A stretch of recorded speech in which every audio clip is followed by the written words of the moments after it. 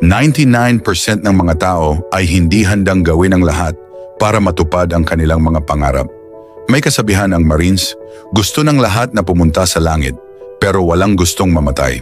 Ang pinakaimportanting bagay para matupad ang mga pangarap ay ang disiplina sa sarili.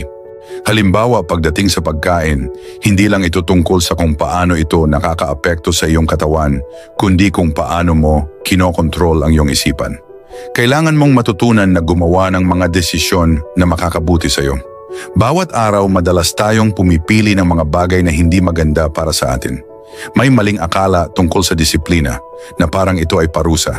Pero ang tunay na disiplina ay ang pagsasakripisyo ng kasiyahan ngayon para sa respeto sa sarili sa hinaharap.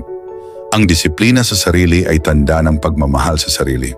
Kung talagang mahal mo ang sarili mo, gagawin mo ang mga bagay na makakabuti para sa iyo kahit hindi ito agad nagbibigay ng kasiyahan. Ang disiplina sa sarili ay mahalaga para makamit ang tagumpay. Hindi mo matatalo ang mga problema sa mundo kung hindi mo matatalo ang sarili mong isipan.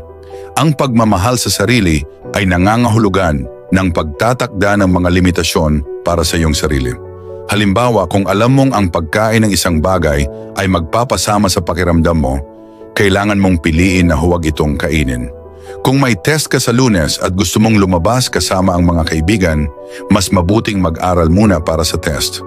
Ang tunay na self-esteem o tiwala sa sarili ay hindi dapat nakasalalay sa opinyon ng iba. Dapat ito ay mula sa loob. Mahalagang malaman na ang pagkakamali at responsibilidad ay magkaiba. Halimbawa, hindi kasalanan ng isang tao kung siya ay lumaki sa masamang kalagayan, pero responsibilidad niyang ayusin ang mga problema at bumuo ng magandang buhay. Hindi rin kasalanan mo kung ang partner mo ay nangloko, pero responsibilidad mong harapin ang sakit at gumawa ng paraan para maging masaya. Ang iyong puso, buhay at kaligayahan ay ikaw ang may hawak.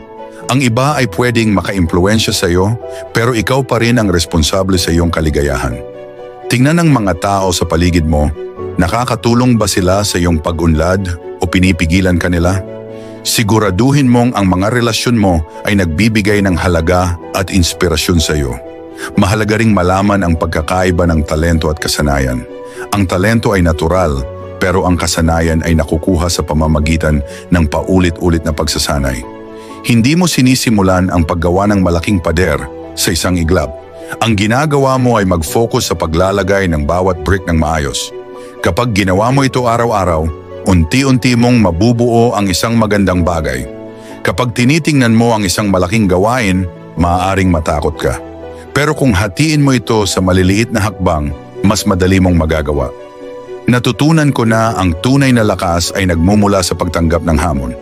Ang takot ay isang natural na bahagi ng buhay, ngunit madalas na wala itong dahilan upang makaramdam ng kaba. Ang pinakamagandang bahagi ng buhay ay madalas na nasa kabila ng takot.